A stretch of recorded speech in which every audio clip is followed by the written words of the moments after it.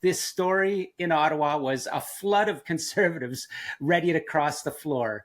That takes away from the scrutiny of this budget, $80 billion deficit, and the budget that's underpinning Mark Carney's new nation building plans, right? We've talked before. I testified in Parliament, while Mark Carney's talking about spending $1 trillion to build up Canada, he's also talking about becoming a strategic partner with China. I've testified about how do we know that he's not making, secret deals with China on projects around the world that would benefit his friends in Brookfield, benefit his own accounts that are under, the deep ethical screen.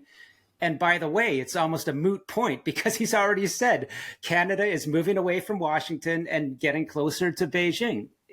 So the context here is, can you secure a majority to railroad that kind of plan without any strong opposition, able to really step in the way of some major moves simply by encouraging floor crossers? And as we both know, floor crossing is completely legal in our Westminster, parliamentary system.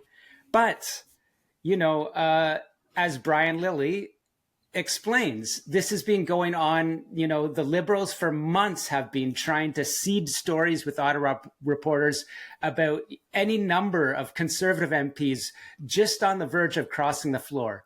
And so it finally happens. That is a story that one is like almost across that line, comes out on budget day.